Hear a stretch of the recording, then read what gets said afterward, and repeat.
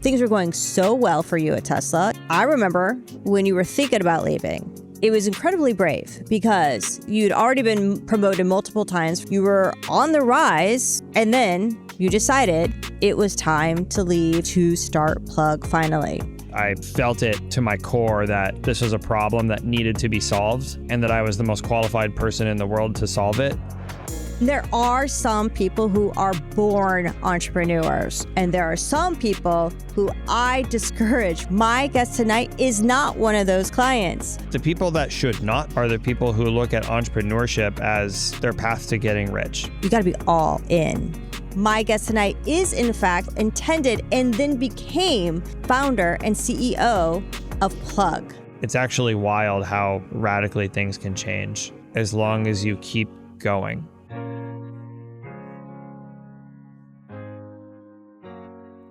So many of my clients are already in really wonderful positions, elite positions, prestigious positions in corporations, in various industries across tech, entertainment, consumer goods.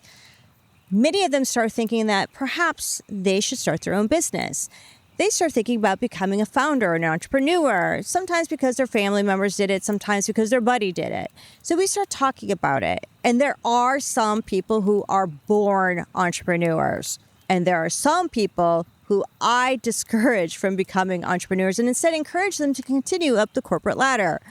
My guest tonight is not one of those clients. My guest tonight is, in fact, intended and then became an entrepreneur. I'm so delighted to have with me tonight my executive coaching client, Jimmy Douglas, who left Tesla to become founder and CEO of Plug. Thank you for having me. I am so thrilled, beyond thrilled. Thank you for making the drive from Los Angeles to come here. Anytime. It's a beautiful place here. We've got crickets in the background. Yes. We have a fire. I offered to build a fire, but you assured me there are no fires being built here. Eagle Scout. You're spoken like a true Eagle Scout. Don't worry. If the gas runs out, we're going to be okay. We're staying warm no matter what. Thank you. So, Jimmy, we've worked together for how many years now? 4, 5? I think 5. Yeah, it's been a long time. Take us back to when you worked at Tesla. And I remember when you were thinking about leaving. It was incredibly brave because things were going so well for you at Tesla. You'd already been promoted multiple times for over the several years that we've been working together. You were on the rise. It was probably just around the corner that you were going to be promoted again. And then you decided it was time to leave and start your own business, to start Plug finally.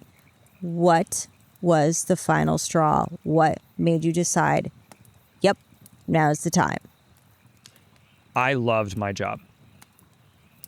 I was not running away from anything. I loved the company, still do, and I really loved my team. And as much as I had all the conviction in the world that I was leaving at the right time and for the right reasons, I literally cried on the way out. And the first thing that I was greeted with after I made it out the door was a flat tire in the parking lot, so I couldn't even leave. But to answer your question, there were 2 critical factors that led me to say, okay, this is the time. And setting aside the broader context of which I just felt it to my core that this was a problem that needed to be solved and that I was the most qualified person in the world to solve it. And I had some very exciting financial backers and the timing was lining up really well in the market. All of that aside, the first factor was I felt that I had properly laid out succession behind me. I didn't have a worry in the world about the operation that I was leading, all of the teams, leaders I was supporting, having full continuity. And the second thing was my son being born. And it was in that moment where I wasn't just thinking about myself anymore so much as what I was modeling for him. And I knew that either way, I was probably not going to be around quite as much as I wanted to be in his youngest years. And I was also very likely going to bring home some stressful energy from time to time. But going back to what I would be modeling and the energy I'd be bringing home, I just knew there would be a big difference between corporate executive energy and company building energy. And what I wanted to model for him and for him to witness growing up was the energy of a builder, even though that meant taking on enormous risk given what I had to walk away from. Why was it so important for you to model being a builder to your son? What a fabulous question. I'm not sure I know the answer to, but as you know, it goes back to my own origin story. When I was as young as I can remember, my dad was in the middle of building a company in Silicon Valley. And one of my earliest memories is my third birthday, which literally took place at a conference room table. There's a photo of it with my sisters on either side and me with one of those birthday hats staring at a number 3 birthday candle that I had just blown out. And watching him build that into a company full of people that I got to know and spending a lot of time there myself when I was really young, and then being a part of his second ride through entrepreneurship when I was a bit older, even though that one ended poorly, left me with this feeling that there was greatness in taking full control of your life, your career, having total agency over your outcome, both in what you're doing in your day-to-day and what that means for you and your family financially. And while it didn't mean that I never could have been satisfied in life if I never went into entrepreneurship, all the way up into that moment, in the back of my mind, I always hoped that I would find something to sink my teeth into that would be worthy of jumping off the ledge. And I did. So as both an executive coach and also a clinician, one of the things that you're touching on that is so important is kids pick up energy. And so what you're describing is that as a young boy, as early as 3 years old, not only is that a very early memory, you are picking up the energy of being in your father's business and what you interpreted from that energy that you then at a young age carried on with you to make you then want to become an entrepreneur yourself. That's right. Yeah. And that was the same energy that you wanted your son to experience, not just observe, but experience. And he has. He was sitting in my lap when I was raising the seed round over Zoom. He's seen every office the company has had. We're in our third one now. He screamed, "Hi, Dad," from the top of a very large bounce house I had inflated in the corner of the office in the middle of our $100 million celebration as I was on stage addressing the team. Wow. That's pretty cute. He's fully submerged. I remember talking very early with you that this was the vision for you, not just building the business, but having your son be very integrated as part of that process. Why was that so important to you? I think integration of family is one of the greatest advantages of how a CEO can set the tone. And at that party, everybody was encouraged to bring their families.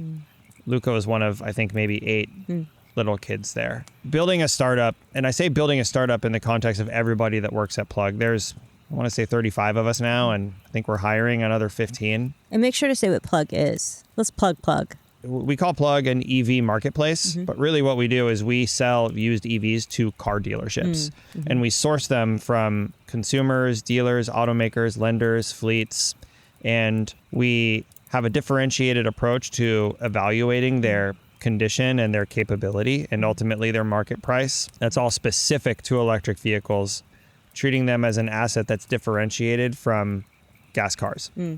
And to date, we've sold just over $100 million worth of EVs through our platform, which was what the celebration was about. And so you have the families there of your employees.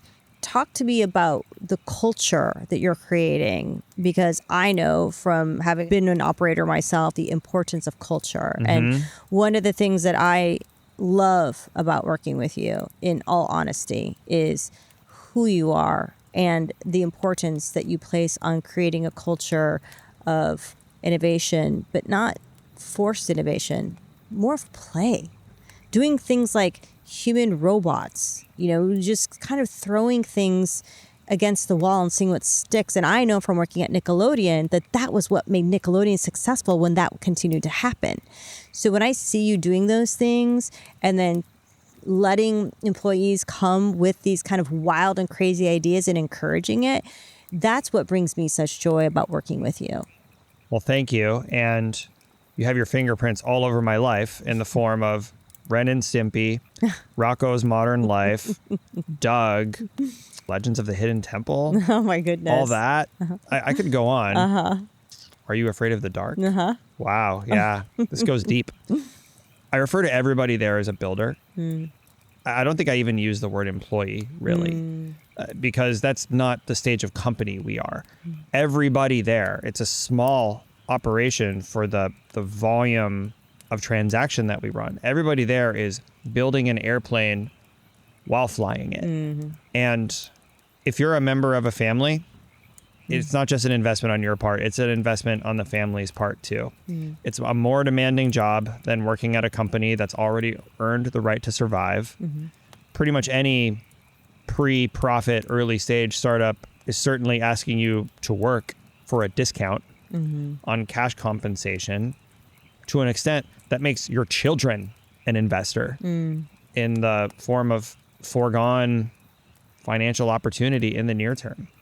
It's stressful enough working in an environment like that, but if you have to come back home to your spouse or your children or your parents, whoever are depending on you, and bring home the energy of the stress that's behind it and seek their support in return, that's continued investment on their part. And it's really critical for them to see what's special about what's being built. And that integration is where it comes in, because you really have to see it to understand it and believe it. And that's why it's really important for me to give people the opportunity to integrate their families so long as they're comfortable and or want to do that. So you're really touching on this really important part of when I opened, which is everyone destined to be an entrepreneur? And you just described, you got to be all in. And that includes your family, your partner. Tell me about who should and who should not be an entrepreneur from your perspective. The people that should not be an entrepreneur are the people who look at entrepreneurship as their path to getting rich. Certainly, if you succeed at it, you should get rich. There are way easier ways to get rich. In fact, being an executive at a Fortune 500 will pretty much make you rich. And the likelihood of that endeavor going to zero is much lower than if you start something up, raise venture capital money, and swing for the fences. Now, if there's a problem that you are obsessed with solving, and if you are uniquely qualified out of everybody else in the world to solve that problem, and if solving that problem reasonably stands to generate a colossal financial outcome, and if you would not be placing undue burden or stress on yourself or people who are dependent on you, then yeah, maybe you should. But that's a lot of conditions. And it's not enough to meet most of them. You need all of them. What do you need from a partner? And I mean a spouse or someone that's dating as a founder in order to be that person, to be an entrepreneur and be successful at it. Being the partner of a business builder, founder, CEO, entrepreneur, whatever it is a pretty significant sacrifice. Being partnered with someone that's not a founder will generally give you more of their time on the calendar. It will give you more of their undivided attention when you have them in front of you. They might not make you put everything on the calendar when you're supposed to see them. And they might not carry the baggage of the financial burden, given that most of us in the founder seat are not compensating ourselves nearly to the extent that we would be in the sanctity of a corporate job. Not to mention the uncertainty, the pivoting, the emotional volatility, the travel. It's so much easier to be partnered with somebody that doesn't carry all this baggage around with them. And the likelihood of doing all this and then failing is higher and then doing all of this and succeeding. So what somebody really needs to sign up for if they want to be the partner or spouse or loved one of someone that's venturing into entrepreneurship is to be a source of emotional safety and peace and nervous system reset, which is a very big job and often one that is highly sacrificial, because it stands to reason that the would-be spouse or partner or loved one also has their own problems they're dealing with. And that's why it's a big sacrifice. So glad you touched on the emotional piece, because this is what the majority of my doctorate dissertation was on, is the emotional spillover, bidirectionally, by the way, of emotions from the relationship to the impact to the business, and the reverse, the business to the relationship. And what I heard time and time again from either founders or very high CEO positions at large Fortune 500 companies was, I need emotional stability. That is what I need on the other side of this. Also, the research shows that the role division helped. If they had a partner, that it didn't mean that the partner didn't work, but there was clear role division of who was taking care of what at home. And that often it was the partner who was sort of holding down the home and the children, not entirely, but often. And also, they needed the partner to sometimes help them start the business, whether it was with financial resources from, their own network, or working as the accountant, working in some role in the business to get them started. And that wasn't always by choice. It was a negotiation that once they hit a certain threshold revenue, then the partner would just sort of take on the household. But choosing a partner once you become an entrepreneur, especially around the emotions, was one of the number one reasons why people said you have to choose carefully. It's true. And the best gift that a partner of a founder entrepreneur can give is that gift of regulation and peace, which is a form of work in itself. Not everybody is up to that task, and not everybody should be. It is another form of investment in itself, and that's not the life that everybody would choose. So if anybody is thinking about doing that, and if they haven't totally settled down yet, then they should be honest with themselves and with their prospective partners about what the future holds. So we're talking about emotion regulation a lot, which I'm so grateful that you're so honest about, because it's one of the things that I see a lot of people kind of go wrong, whether it's in entrepreneurship or in high positions in corporation. And in fairness, when you worked at Tesla, it was a very different experience. As much as you loved working there, you didn't have the same amount of agency in decision making. You had a great deal of authority, but you weren't the ultimate decision maker. And it wasn't always kind to you in the decisions that were ultimately made. And nothing bad or wrong, but it wasn't always the decision you would have made or liked to have had made. So we would talk about how that could be very disruptive emotionally, that, you would have chosen a different way. And ironically, what is normally considered a roller coaster ride in startup, you have been incredibly even killed. I was expecting it to be wildly different when you transition to become an entrepreneur. But in fact, it was incredibly impressive, the amount of stability you had in decision making. And we've talked about this in that it was, you had agency over the decisions. You're exactly right.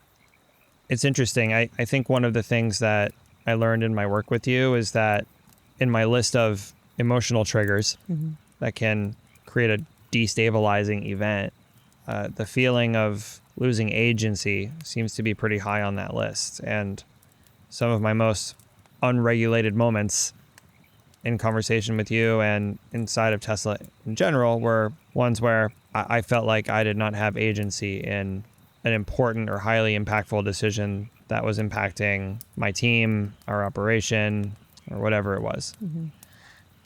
Since becoming a founder, The workload is way more grueling. The path to product market fit was very uncertain. There were times where we had traction, but we weren't growing fast enough, and it was certainly reasonable to question if we were going to make it.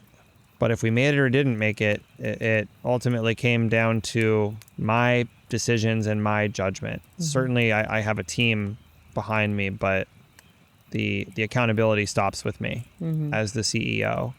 And that is the highest form of agency that exists. So as it turns out, one ironic form of regulation for me is being in a role where I have that level of agency, either positive or negative. I also think that what has helped you as an entrepreneur is that you have ADHD. Yeah. Can you share with us a little bit about how having high functioning ADHD has been helpful as an entrepreneur and founder?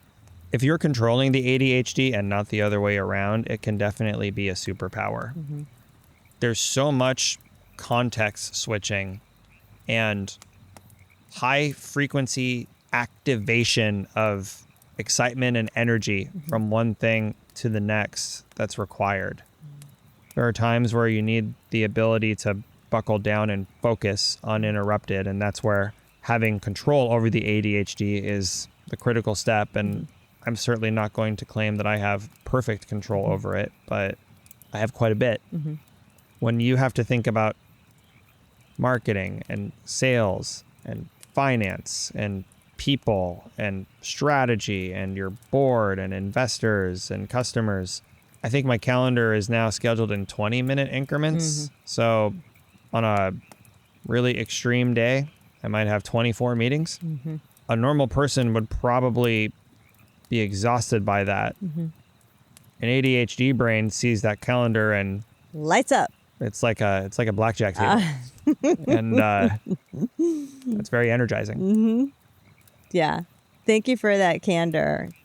That made me think about going back a little bit to talking about how you were very methodical in deciding when you were ready to leave Tesla, despite the fact that things were going so well there for you. You talked earlier about like you had investors lined up, right? Can you take us back to that time? Maybe talk a little bit about, what did you have lined up that made you a little bit more confident so that people who are considering it can think about what they might want to think about. And why was that so important to you to be in that more stable position before you left and started your own business?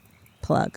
So as you know, my ride as a super young person with a front seat in entrepreneurship had its ups and downs. And on the upside, my father sold his company in 1991, effectively retired at the age of 40, and we all moved to a Christmas tree farm in the middle of Oregon for some reason. Bought the home in cash, no cares in the world. Dad spends the next couple of years building cars for fun. He and his business partner started another company. They self-financed it. In the end, it ended pretty tragically. My dad had an aortic aneurysm on 9/11, died in the ICU a few weeks after that. I was 16, and there was $30 left in his checking account. And my parents had been divorced for a couple of years. My father's new girlfriend and her 3 children had moved into our house. It basically became their house. Yeah, everything was on fire. That roller coaster of going really high up and then crashing down below sea level could not be more representative of what entrepreneurship is really like. So as much as my more formative younger years left me with the idealization of the founder's journey, my entry into adulthood was a form of collateral damage from just a later stage of the same journey. I don't think I would have had the courage to jump off the ledge if it were not for 3 things I had going for me. I had full support at home from my wife. I had money. I joined Tesla at a very contrarian time. It was 2018, and it was the most shorted company in the world, and certainly was not paying a lot in salary, but that's what stock is for, and we all know how that story ends. And lastly, by the time I actually left to start the business, I had spent a good year building a relationship with the team at Floodgate. And before I had fully committed to the idea of leaving Tesla and starting a company, Ann Mira Kobe just looks at me from across the table and says, if you're ready to build this, I'm ready to write your term sheet right now. Which I did not expect her to say that day. About 3 weeks before Luca was born. Wow. Luca, your son. That's him. So I said, let me come back in 90 days after I go from not being a dad to being a dad and see how I feel. And we came back to the table. I resigned from Tesla. I fixed my flat tire and signed the term sheet the day after that. That suggests to me something that I've learned so much in doing what I do for a living. Sometimes we need someone else to believe in us before we could fully step into our power and believe in ourselves. I really needed that. And I had an immeasurable sense of validation in the idea that I can do this when someone like Anne believed that I could enough to put over $1 million behind the idea that I could. That went a very long way. I also needed to feel like if it failed, which it will not, but at the time when it was purely idea stage, I needed to feel like if it failed and went to zero, the mortgage would still get paid. And I have Tesla to thank for that. And that was an unlock given the mess that I had been left when my father passed away.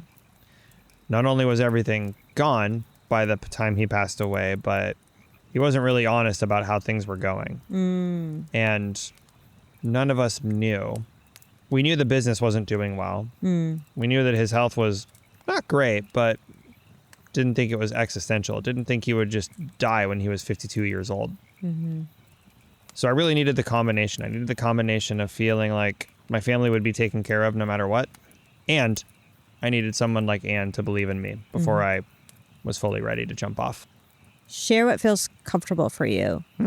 But what was that like for a 16-year-old young man to lose his father? And where did that take you on your journey from there? You know, the answer to what it felt like is an interesting question because I don't think I really felt anything for months. At that point, all I could focus on was taking action. I had to get out of that house. I had to create stability for myself. And I needed a plan. Where was I going? What was I trying to do? Fortunately, I had my first straight commission sales job. And nothing will make you sell a lot of vacuum cleaners like needing to buy food and pay rent. Too bad Sears is not a thing anymore. I'm pretty sure it's not a thing anymore. But shout out to Sears for hiring 16-year-olds with no hourly wages with unlimited upside. Turns out when you have to kill what you eat, you get really good at killing. And there were a number of men who were convinced by 16-year-old Jimmy that a Hoover vacuum cleaner was a perfectly suitable anniversary gift. And then they came to see me for when their wives wanted a divorce. I really could have double-ended the deal there if I'd become a divorce attorney. Yeah, Totally. yeah. I had my own pipeline that I was building. Yeah, what was it like? You know, I just sort of embraced this idea that it was my time to be fully independent and autonomous and show that I could carve a path. I mean, to a degree of foolishness, like in hindsight, like it's not like I didn't have the option to move to Washington and move in with my mom.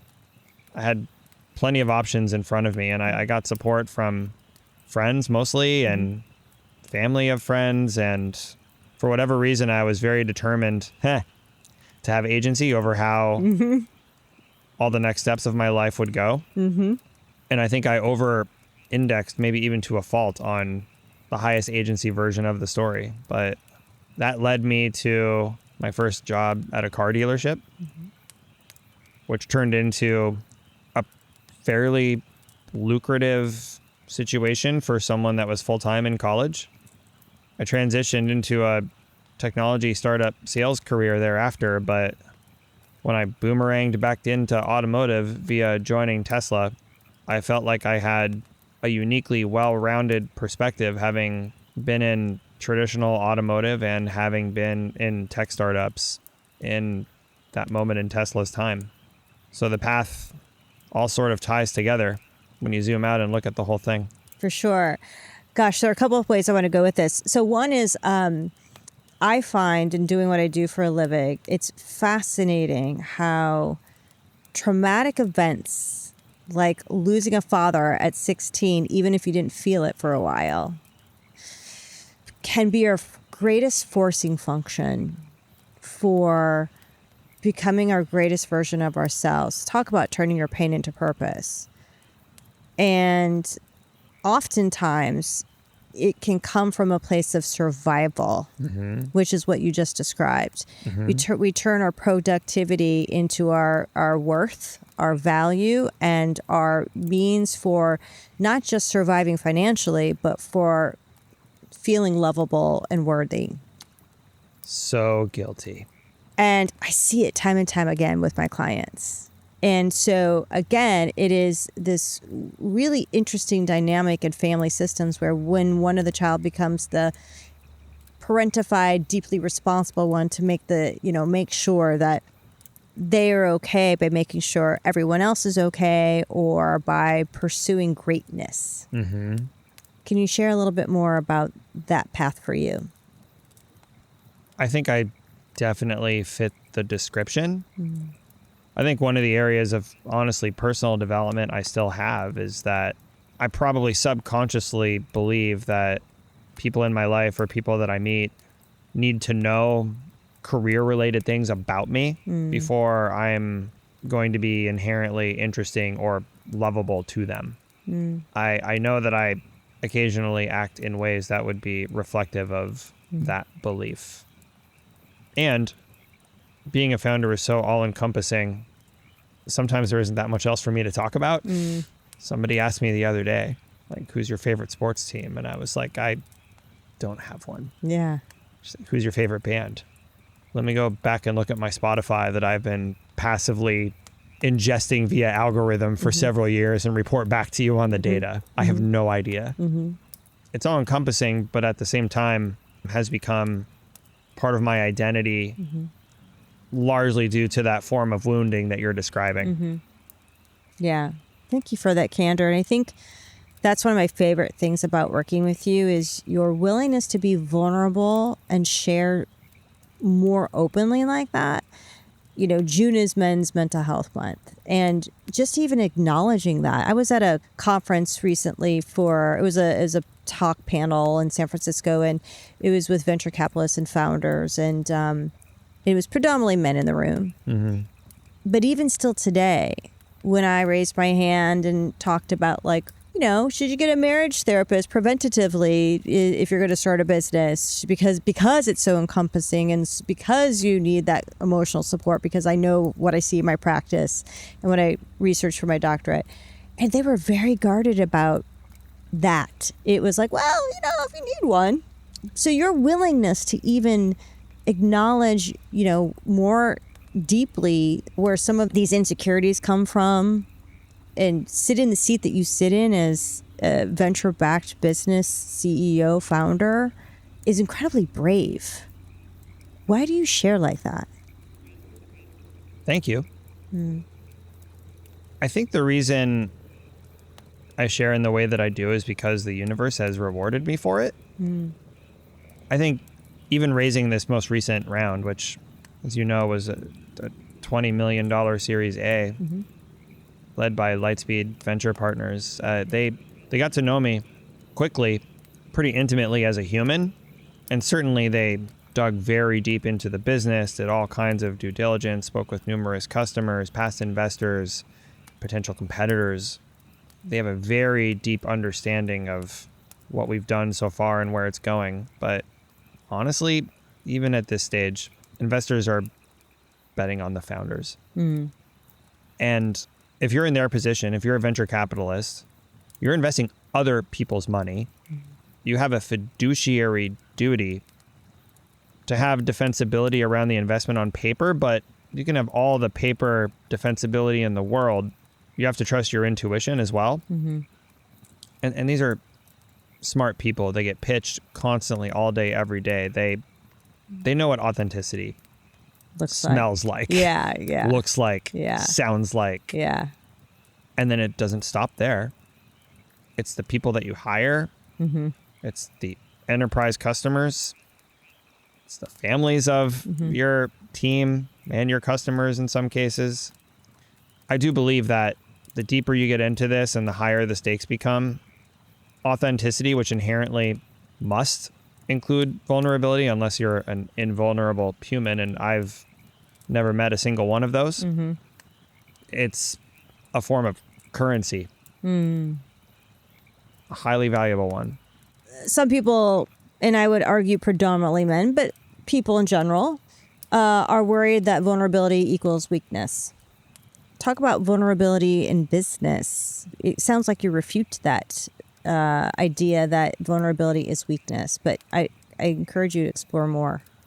It can be, but it's not like any ounce of vulnerability creates weakness. It's about the energy overall. And the energy overall can't really feel whole or wholly authentic without some of the vulnerability that comes with the human experience. And similarly, you have to bring strength to the table and leadership and regulation and excitement. It's a whole mixture. If we're missing any components of that mixture, certainly won't alienate everybody, but there are enough people out there who really won't fully open up to you and give you the trust that you need from them if you can't open up in that way. Because ultimately, investing in your company or joining your company or being a partner standing behind you in your company, there's a form of vulnerability in that too. And it can't be one-sided. What I've seen is that giving a little bit of vulnerability or an appropriate amount is what creates the space for others around me to open up theirs as well. And that's sort of a baseline requirement for the depth of relationships required to make this work. All relationships, really. Yeah. But particularly in the startup arena, because you're building something colossal from absolutely nothing. The relationships just have to go deep. You will not get there through interactions that are purely surface level. It doesn't work. You're building, right? Before you raise your Series A, as you start, we were having a lot of questions about, conversations about what you're building, what's the strategy, where you're at, who you're hiring. Talk to us a little bit about, in reflection, some of the things that you'd go back and change if you were building all over again from the start. Lessons learned. There's one really big one. Building a startup from nothing requires, first and foremost, finding product market fit. Too many founders, and I was guilty of this, confuse traction for product market fit. They are not the same thing. Traction can be when you generate your first $1 million in revenue or whatever it is. Product market fit is after you've generated some number of revenue, the next milestone comes at you so fast that your operation can't keep up. And that's when you raise more money to scale your operation so that it can keep up. And in order to find product market fit, you have to form a hypothesis and then test the hypothesis in an attempt to disprove or prove that hypothesis. Good job. Mike Maples Jr. of Floodgate wrote a really great essay on this called Reality Doesn't Negotiate. And in there, he articulates the issue that most founders get caught up in attempting to run experiments and seeking proof that their hypothesis is true. And if you're looking for it, you'll almost certainly find a way to convince yourself that you've found it. Mm-hmm. But eventually, reality will catch up. And the way to avoid this problem is to minimize the speed between every test being made, but especially the first test. What does Plug do? We sell used EVs to car dealers. If I could go back in time, the first thing I would do is sell an EV to a car dealer as fast as humanly possible. It took 6 months from when the company was started and we sold our first car. Realistically, I could have probably done it in 3 weeks if I were actually sprinting to figure it out. And the only reason it would have taken that long is because you can't force the DMV to give you a dealer license much faster. But that speed to first test, and if you're a startup that sells EVs to car dealers, or if you're a startup that is building an AI-driven dating app, like just set up the first date as fast as you can. Whatever the thing is that you do, just make that thing happen for the very first time as quickly as you can. Because that is your first opportunity to disprove or prove any part of your hypothesis. And then your next step is to take what you learn and test another one and another one and another one. So I guess it's 2 lessons in one. It's speed to first test, and make sure that what you're seeking is not validation, but purely objective invalidation or validation of your hypotheses. And then if you're getting traction, but it's not product market fit, you have to be comfortable with killing the things that get traction. And that's got to be tough. It's really tough. Really, really, really tough. And you might have to kill multiple things that get traction before you find the one that has product market fit. But the key to survival in a venture-backed startup is to have enough runway to test enough hypotheses until you find product market fit before running out of money or stamina. And one of the things that will make you run out of money or stamina is latching on to something that has traction that doesn't have product market fit. You have to be willing to kill it. So now you're in Series A, $20 million backed. What's the difference from where you were before to where you are now with Series A funding? What are the biggest changes or leadership decisions you're having to make that's wildly different than what you were doing before? So many. And we're also in a very different world compared to a year ago. AI has just changed the game. And now we have an opportunity. We're so lucky that this is the moment in time when we're scaling. There are so many companies that scaled a few years ago who suddenly in the age of AI are either under pressure or frankly just virtue signaling, I'm not sure which, to cut their workforces by double-digit percentages and herald their ability to agentify their workflows. Meanwhile, we're just at the point now where it's time to start scaling the team, and we get to build into this AI universe. And that means that everybody that's already on the team has an opportunity to get exponential scale out of their own time in the seat without requiring multiples of more humans to help them get there. We still need to grow the team, but we get to do it in an AI native way, and we get to recruit for that mindset and that skill set. We are barreling directly toward a world that very well could be a 2-class system. Wow. It's people who, amongst the workforce, have either grown into this AI revolution and harnessed it to become superhuman versions of themselves, or people who fell a victim to being replaced. Nobody on my team will ever be replaced with AI. We're all building into it right now. And that's the biggest shift. And that was something that came from completely outside of your control. Yep. It also means that the bar has changed in the venture market as well, however. Suddenly, generating $1 billion outcome is not very exciting. Yeah, the conference I just went to was like, you got to be a multi-billion-dollar business in order for me to invest in it, is what all the rage was. All of the venture capital funds have a mandate to ensure that every single investment that they make has a fighting chance of returning an entire fund in itself. The velocity at which teams are standing up multi-$100 million, multi-billion dollar revenue streams today, the bar has totally changed, which is exciting for a team like us that's building into a market that is growing into $100 billion in the next few years. And we're up for the challenge. We like that the numbers are bigger and maybe sound scarier to some people. That's what we're here to do. You are a people first company. Like you shared things with me about making sure that you're making people feel like you're human, and that's first and foremost important to you.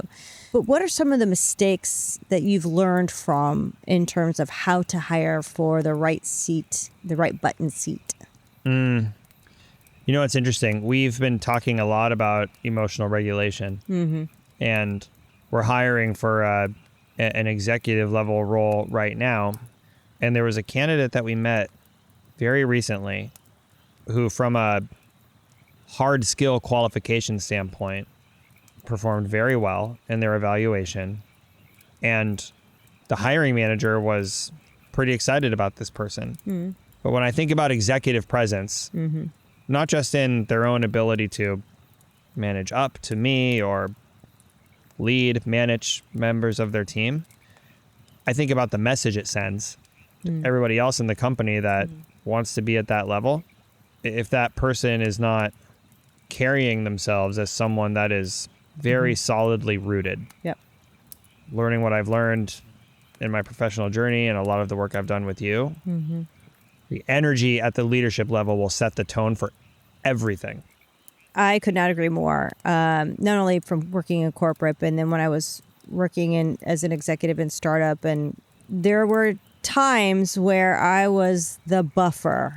I was like, like in a family system, sometimes if it was the wife had to take on the emotion regulation so the kids didn't feel the impact. It's kind of like what you were talking about, like when you felt the excitement of going into your dad's company, but that was a positive, right? Like if you go into a startup with dysregulated executive level leadership, that trickles down. It's called emotional spillover. And I was the heat sink or the absorber of that so that the other executive leadership team members would not feel that. And it took a toll on me, but it was in servitude to the rest of the team. But they could see it. I've been in a job like that myself. Being a buffer is such a taxing job that almost certainly will have an expiration date, can't go on forever. While I'm in this position right now of building the foundation of this company, when we think through what we need for anybody that's brought in, period, but especially in an executive capacity, we can't bring anybody in that's going to need a buffer. Especially as you grow the company, because as you grow the company, as much as, we've talked about, like you can leave your door open and invite anybody to come through. They don't. You have to go out.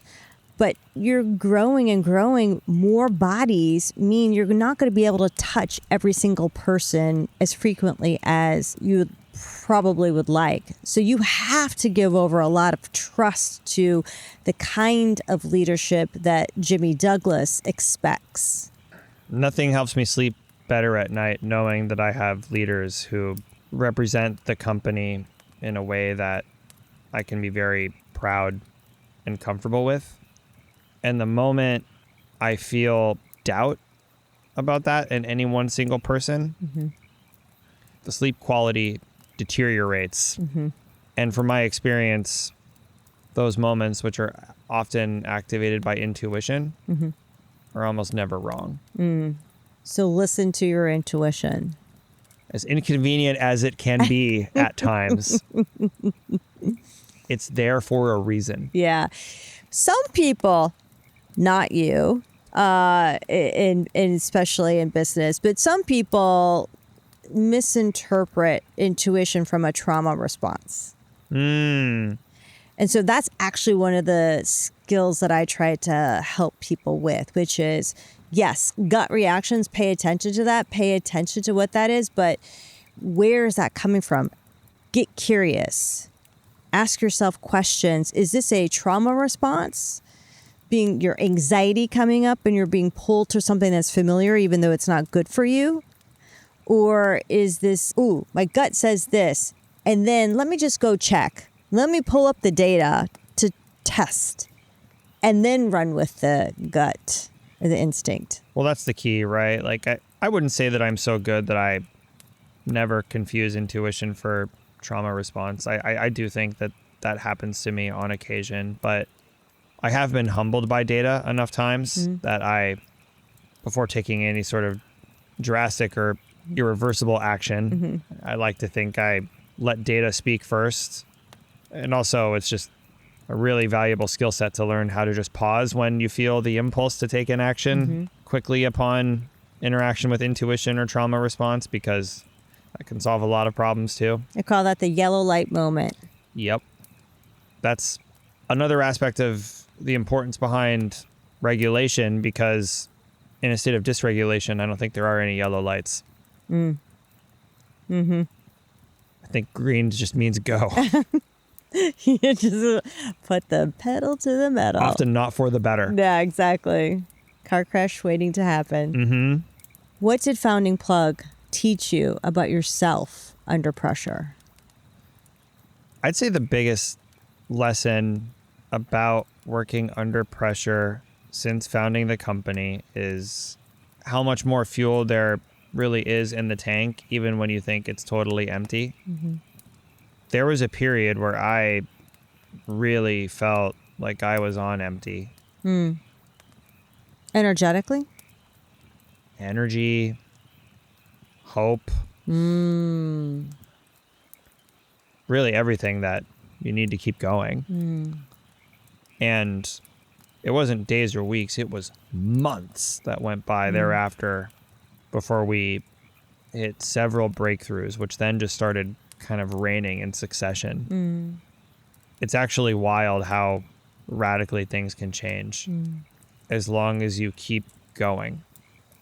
Give yourself enough space to continue testing hypotheses before you run out of stamina or money. I think I almost ran out of stamina long before we never did run out of money, but before we were in risk of running out of money. But, you know, going back to what's the difference between being a founder and getting a job, you really have no choice. Like you have to just figure out how to pick yourself up the next day and do it again and again and again and again. I suppose the lesson is just like a total recalibration in my mind of what does being on empty really look like, because there was a pretty long stretch there where if you had asked me if I had anything left, I would tell you, no, I think I've got like another day. And the reality was I had like 100, despite not realizing it, which I don't know if that's a good lesson to learn, but hopefully if and when things become highly difficult again, I can think back on that time and maybe just have a recalibrated view on what reserves are actually in the tank, despite the fact they're not showing up on the gauge. What were the resources you pulled on to get you through some of those darkest moments? Everything. Family, friends, you. There was this iconic moment I remember. In the middle of the office, in the middle of the day, I had just gotten off a stressful call. It was like 2 p.m. and I ordered like a large cheese pizza from Round Table to the office. And it showed up and I ate the entire fucking thing. I could see that. All of it. Funny enough, I think Elon did that in the Fremont Delivery Hub with a Costco pizza during Q3 2018 delivery hell. So as much as I wasn't thinking about Elon at the time, maybe that goes back to modeled behavior. Exactly. But yeah, I will say, like, I will give myself some credit. I never fell out of my modest self-care routine. I do the exact same thing at the exact same time every morning. If it's a Monday, Wednesday, or Friday, I have a gym I go to at 6:30 in the morning, which requires waking up at 6 and starting the espresso. And there's a whole sequence of events that have to take place every single day. With a young child at home, mind you. Right. Yes. With responsibilities that extended far beyond keeping myself alive and keeping the business alive. Yes.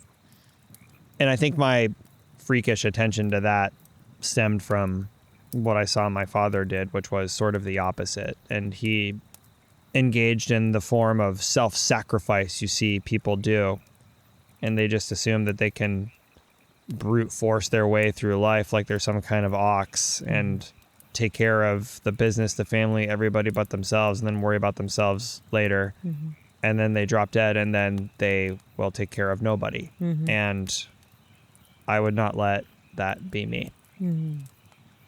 I also think you are really good at employing a healthy dose of fun and play into your life where you can.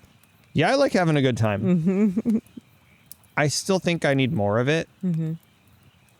But it's one of those things where you don't have to pick between one and the other. Like some people, and I think I'm one of these people, are really lucky in that showing up to work can feel like play sometimes. Mm-hmm. And we get to do some pretty ridiculous things. You kind of made a note of it earlier, but we exhibited at a dealership mm-hmm. conference where absolutely nobody wants to talk about EVs. So instead of a booth, we had an octagon and cage fighting humanoid robots.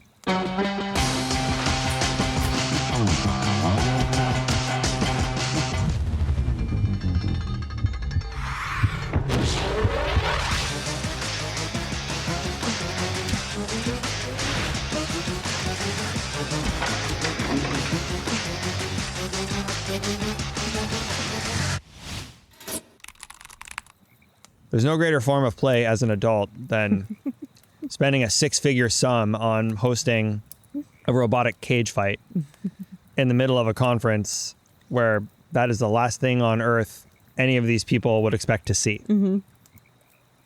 And part of the nature of the job, too, is having really great dinners with prospective clients, making social media clips that make your investors call you and ask, am I just too old to understand this, or are you being wildly unprofessional? Maybe both. Yeah, it's both can be true at the same time. Right. And then I weaponize therapy speech on them. I'm a millennial. This is how we are. Exactly. There's a lot of opportunities when you think about it to do things that just seem absolutely ridiculous. And yeah, for me, that is a form of play. Mm-hmm. And it just so happens that we're in an age now, an era where playing and being ridiculous can actually grow a company. Yeah.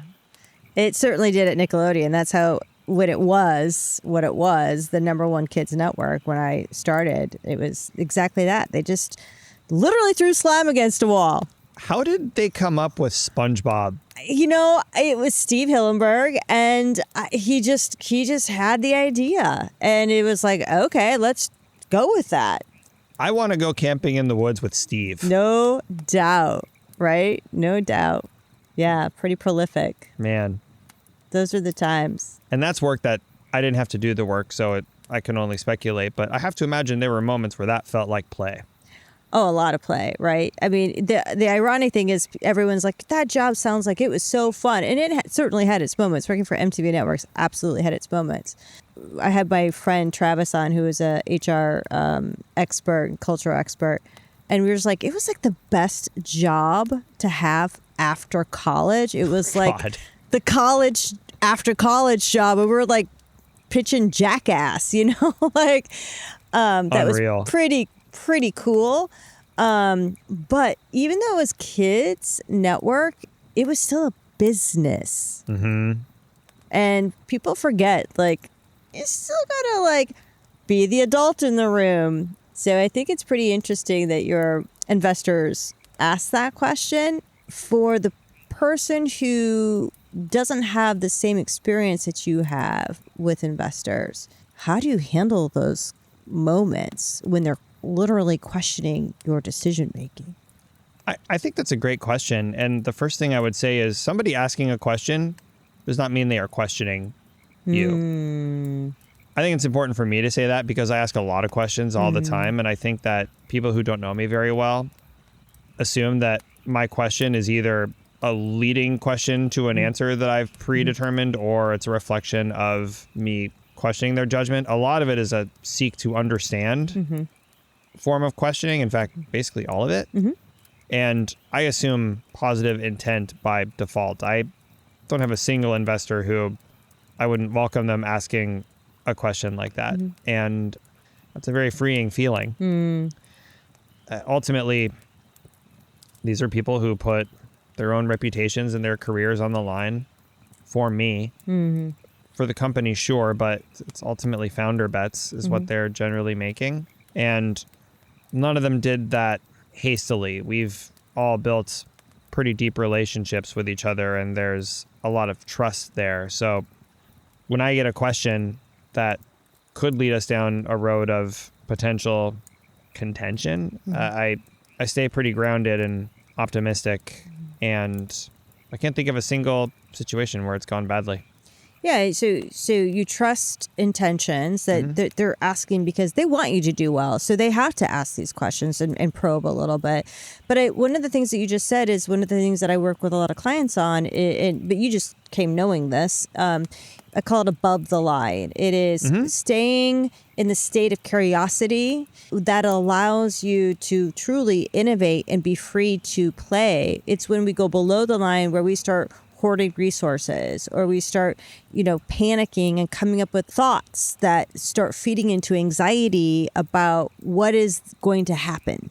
And staying above the line as a leader in curiosity and exploration and trusting the intention while also modeling it so that becomes the way your team also behaves is of critical mass. Critical mass. I couldn't agree more. And I think we need to be writing curious by default into our set of core values. It's something that's just non-negotiable for me and my team at this point. What I'm really allergic to is people deferring to making judgments before getting curious. It brings everybody below the line, and it sucks the oxygen out of the room, especially when it's repeated and when it's modeled, and then it permeates. I've seen it. And people are perfectly welcome to be that way, just not at Plug. I encourage no one to be that way in any part of their life, and I'm glad that you won't allow it.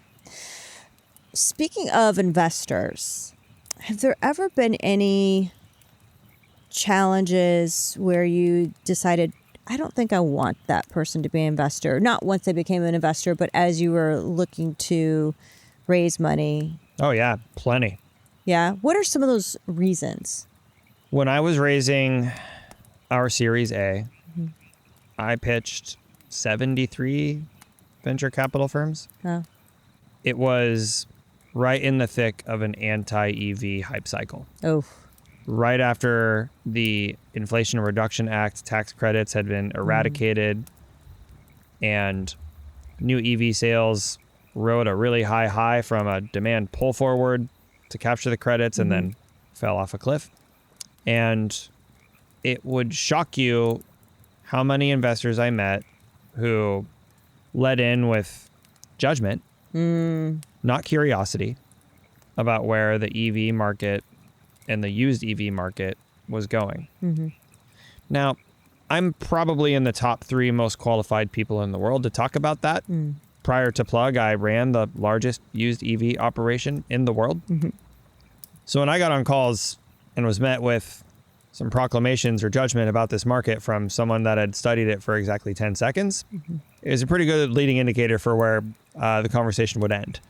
I spent exactly 0 calories attempting to convince a single investor that the used EV market will grow into something that is colossal. If I detected that a person had already made up their mind about that, I had 72 other people that I needed to talk to. It was just not worth the calories. So I didn't. And it was 2 parts. It's one part is they're very unlikely to build conviction around our business anyway if they have that mindset. But more importantly, it goes back to leaning in with judgment instead of curiosity.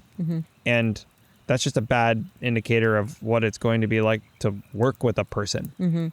I love that answer. And it's also interesting because I know that female founders often struggle to find funding because so many venture capitalists are male. And so often a female will be asking for money from them around product or services or businesses specifically that are often more female oriented. And a lot of the guys are like, I don't get it. And in fact, that's why oftentimes it's difficult for a lot of women to fund their business ideas. So it's interesting to me that women often are put in that position every single day when they're pitching their business. They are. And I know you have invested in a lot of women founders prior to becoming a founder yourself. Yeah. Can you speak to that a little bit? Yeah. A couple of years before leaving Tesla, I started pretty actively angel investing in seed stage startups mostly. I wrote somewhere around 25 angel checks. I think at least 10 were women founded. And for me, I was actually very excited to sort of start developing a thesis around investing in companies that were creating a solution for a problem that to me felt like a really big deal, like existential problems. And maybe I'm just lucky, but when I used that thesis as my filter when wading through the opportunities, I landed on that ratio very organically. Maybe that means women are more likely to be working on problems that are critical for humanity or society. Maybe not, but at least for me, that's where the selection ended up when that was my primary filter. Yeah. I commend you for that. Listen, I was doing it as a capitalist. Like, thank you. And it wasn't charity. I was investing in all of those people, that the women included, because I believed that they would take my, whatever it was, $10,000 and turn it into $10 million. Jesse Draper said investing in women isn't charity. And I think that was so well stated. So, yeah. She exclusively invests in women, right? Yeah, primarily, yeah. What sacrifices do founders often romanticize that actually create long-term damage? Sacrifices founders romanticize. Like maybe like grinding it out. Like, what are some sacrifices? Yeah, grinding for the sake of grinding certainly will not get you anywhere. I think my father's example of sacrificing his body and his health is probably the most profound one. I mean, it's funny. The concept of hustle culture is kind of like come and gone and back and forth. I don't really believe in work-life balance, like as a startup founder or in a startup in general. Like if you want that, you should not join an early stage startup. Like, don't. And it's not enough to just work really hard. You actually also need to take care of yourself as a person. And that comes down to diet and exercise and sleep, mostly. You see plenty of people glamorize sleep depriving themselves, becoming malnourished, living on Zins basically, or whatever the case may be. Yeah, that's hot garbage. Like that is not how you build a colossal business or lead a team that can win in the long run. I'm really glad you brought all of that up.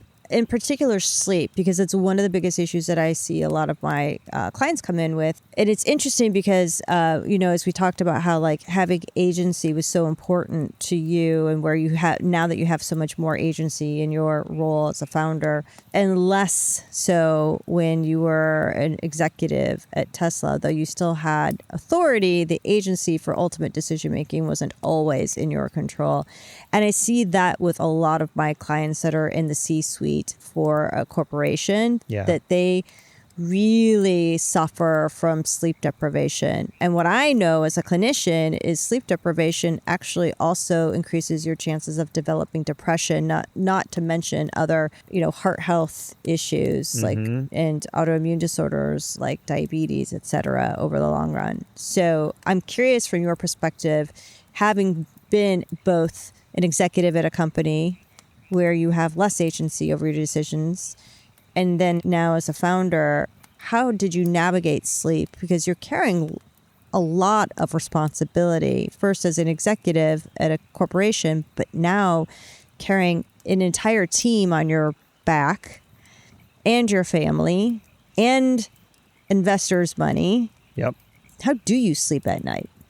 So putting my son aside really quick, because when you're a parent of a young child, you lose agency over your sleep for a while. Mm-hmm. So if you set that aside and just narrow the question down to, how do you sleep at night? Mm-hmm. Knowing that you've got investors, you've got employees, you've got your family, you've got your opportunity costs. Comparatively, in the arena of being in corporate America, I mean, honestly, for me, it's a lot better here. Mm-hmm. But it comes back to the agency conversation again. In an environment where I had a lot of accountability and a pretty decent amount of control, but would never be the ultimate decision maker on the biggest decisions. For me, that's a very acute activator of anxiety. Not just the decisions themselves, but sort of that environment that's so hyper competitive that if I make a bad decision or if I fail to deliver on something, there will be people inside the organization who will celebrate it. When you're in a very large company that's worth billions, trillions of dollars, and the compensation ladders with responsibility, and everybody around you is highly ambitious, not everybody has noble intent. And for us, I say us because my team was very involved in this, it's not enough to do great work. Everybody has to know that you're doing great work. And you need to be seen as a leader or a leadership entity or a team, not to be messed with. Meaning, if you're of the more menacing sort of leader or team that seeks career progression through accumulation of other people's scope, there's some posturing that people that carry that mindset should go look for problems somewhere else. Which also means the pressure isn't just about delivering and about marketing your delivery. It's also about not leaving holes or vulnerabilities or points of exposure that other people can actually capitalize on.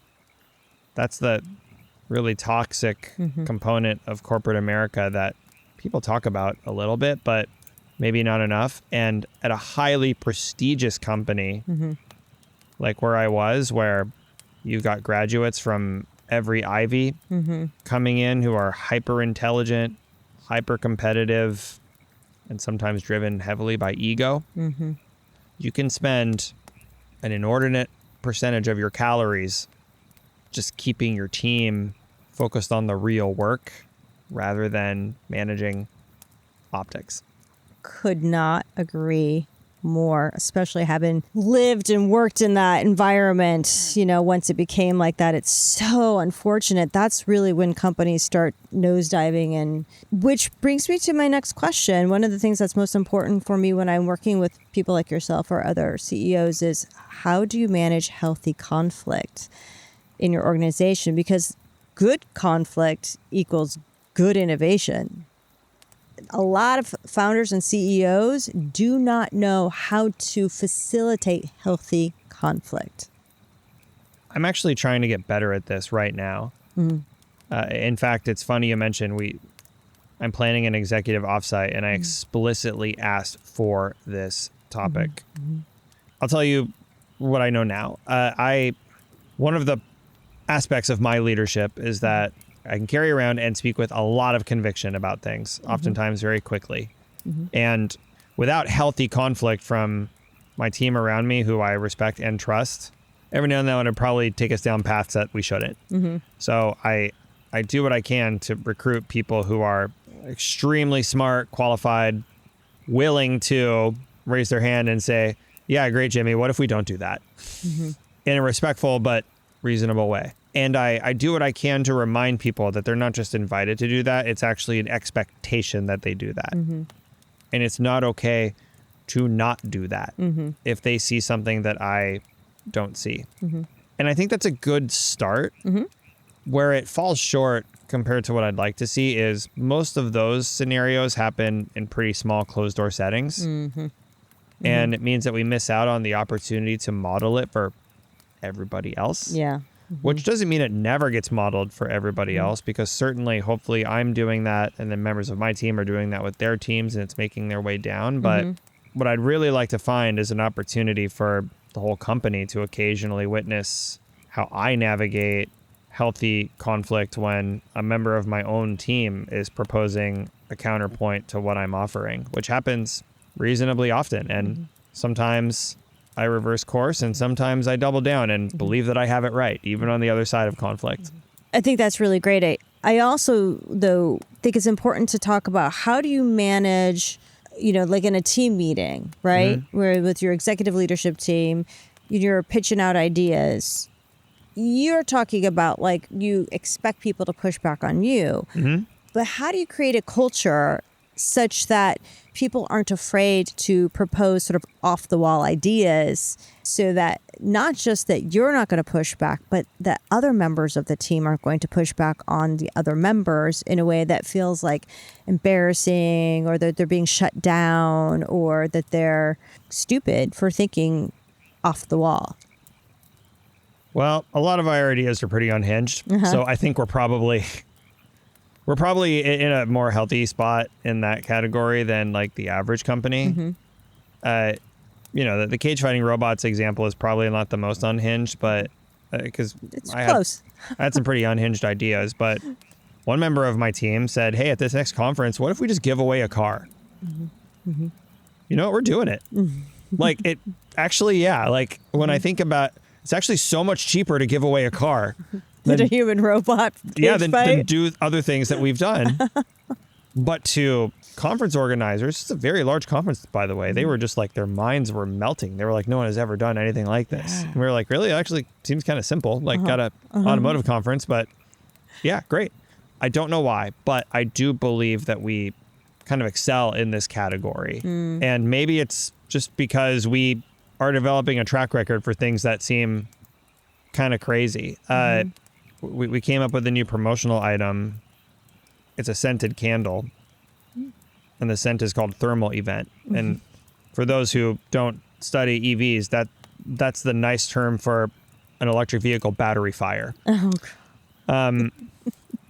People would look at us and say they would expect us to not perpetuate a stereotype that is very far away from where the data is, but we tend to lean into things that people expect us not to because absurdity is slowly but surely becoming part of our brand, but in a classy way. It's a nice candle. It smells good. It smells very good. Okay. If someone's listening and they're considering taking the leap to entrepreneurship from corporate life, Yep. whether it's a bad corporate situation or it's a good corporate situation, what is your advice to them? So the challenge with coming from corporate life is not many people inside of large corporations have to do everything. And I'm talking about go and raise the money, put together the pitch deck to raise the money, put together the financial model to raise the money, open a bank account, stand up payroll, write press releases, cold call customers, show up to prospective customers' offices or places of work unannounced. Starting it from nothing. Stand up a CRM, build a product. Hire someone that can build a product. Convince people to join your company to build your product. Somebody that's thinking about jumping out of corporate America needs to have a very realistic view on just how dirty their hands are going to have to get, especially if they are in management and are accustomed to having people do things for them. Because when you start, no one will do anything for you. And I knew that going into it, but even I had a really tough time adjusting. I remember building an Excel model and thinking to myself, I have not done this in about 2.5 years, and wow, am I slow now. It's just very, very lonely until you have a good reason for more people to start getting involved. But I think the hardest part out of all of it is recruiting. If you hear me say that and think, yeah, no, it's fine, I'm a grinder, I can do it, or I'm not too far removed from the real work, or this is what I love, that's great. Can you recruit people to leave their job to join your not even company at this point, really? Like, do you have enough credibility to do that? If you can, if the answer is yes, if you can legitimately get people to jump on board and build with you, then you can probably also raise money. And then you can probably also bring on customers, because all of that is sales jobs, and recruiting is the hardest one out of the three by far. People think raising money is hard. No, it's not. As long as you know what you're doing. Recruiting is really hard. And I will say, know what you're doing really comes down to the most important aspect, understanding what it means to generate a venture scale outcome. You said this earlier. Investors are only interested in companies that can be worth multiples of billions of dollars now. And it's not enough to say, yeah, my idea is so good, it's going to be worth billions of dollars. Like, that's not how this works. Like, it's a math problem, and it's a function of how big is the market? Is that market growing? What's your thing going to do in that market that is so disruptive that it's going to start exponentially growing market share within that market? And does that math equation seem defensible? Going back to your question, someone's thinking about it. Do you have that financial model? Like, do you have that equation that really defensively, objectively looks like a believable story to a multi-billion-dollar outcome? And can you recruit people to actually help you build it? You brought up the loneliness factor. Yeah. So one of the things I often see is a leader will oftentimes want to vent to some of their executive members, and that goes poorly. Or sometimes they'll start kind of talking negatively about members of their executive leadership team or other members. Then that leads to the other members starting to second guess and question, well, what are they saying about me behind my back? Yeah. Fortunately, I know you don't do those things, but I have seen that with other people. And so I always say, vent to your HR partner or vent to me. Do not talk to the people who work for you. Do not, because you can't talk to the investors. You can't really talk to the board members so much. You have to be very selective about what you share around certain topics. What do you do with that? And how do you navigate the loneliness of being literally at the top? The thing that you just definitely can't ever do is gossip. Maybe to you, but that's it. Not even your HR partner, really. And even with investors, like, if you're having a problem with a member of the team, if you have the right investors, like, you can have honest conversations, which is not the same thing as complaining. Nobody wants to hear you complain anyway. And there are plenty aspects of this that are like woefully unrelatable to most people in your life that can make it feel pretty lonely, that like team dynamic issues being one of them. I've managed to kind of compartmentalize this a little bit. I get a lot of fulfillment out of building and growing this team and seeing the team take on a culture of its own and subcultures and people getting to know each other outside of the office and jamming on things together early in the morning, late at night. Like, it's really taking shape, and it's so fulfilling to just be a part of that. And it is an inherent cure to loneliness on like a running average basis. And some things that are hard to find someone to talk to about, you know, not everything has to be processed with another person. I've been finding myself increasingly more comfortable processing some of the crunchier stuff within myself, and maybe bringing something to the table, like to you, or like an investor, or like a trusted founder friend, maybe on the other side of having processed a given situation and finding myself in a state of being ready to articulate it with clarity and objectivity. So I don't know, it's almost like a non-answer to your question, but I think you have to be a little bit comfortable with some of that loneliness sometimes, because not everything can be properly processed collaboratively. Some CEO things just have to be CEO things, and it's just sort of what you're signing up for when you decide to do this job. How do you handle when there are challenges in your personal life, if that's the case? You know, personal life, I think it's actually easier to process externally and with help, and that's where family, friends, therapist, coach, I benefit a lot from having help processing through personal life stuff, but also just going back to learning skills that are necessary for the presence of a CEO that help you in daily life, including that of self-regulation, is also a good way to sort of kind of reduce the number of personal escalations that even happen. And healthy conflict. That healthy conflict stuff that you're talking about at the office is also critically important at home as well. Yeah. Oh, yeah. That curiosity piece you're talking about, being able to just ask questions and trust good intentions and give your, whoever it is, your partner, your child or whatever, the benefit of the doubt of the intent versus the impact, what they said or didn't say, did or didn't do, trusting that they're actually there to have your back as opposed to hurt you, Yeah. goes a long way. If you lose psychological safety at work or at home or whatever, you just don't have the foundation you need. If you can't engage in any of your relationships without the presumption of positive intent, you have intense repair work required in that relationship, or you have potentially a relationship that's coming to an end. I know that there are a lot more companies now, and especially in private equity, and some founders who are starting to take the spouses out to dinner with their future potential employee together to both get a sense of their partner and what's going to be expected of them to work at an early stage startup, but also for the spouse to ask those hard-hitting questions so that they get a good sense of what am I getting myself into. It's a bold move, but I like it.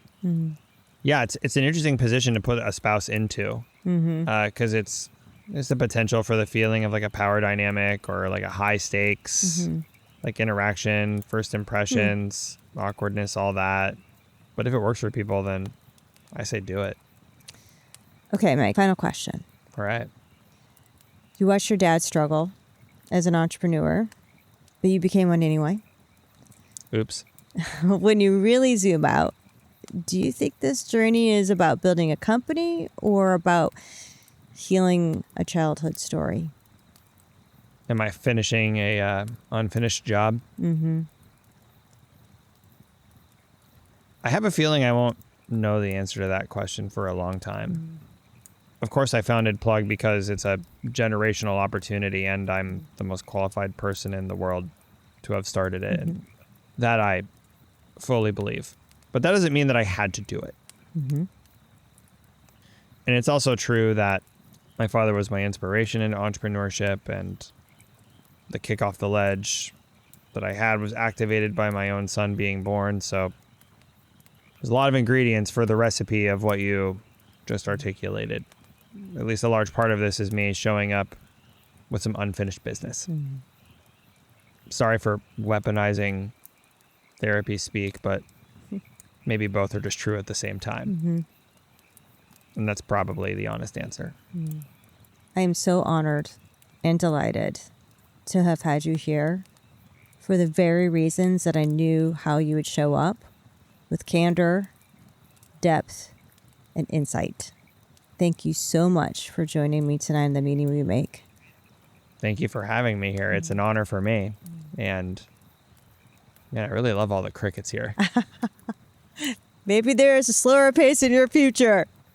Maybe one day, but Not for at least the next 10 years. we've got a long road ahead of us. Yes, you do. Before anything slows down. Just need to make sure I don't run out of stamina or money. There you go. Thanks, Jimmy. Appreciate you. Thank you so much for taking the time to watch and listen. It helps me a lot if you subscribe to our channel here, and look out for future episodes on YouTube, Spotify, Apple, or wherever you get your podcasts.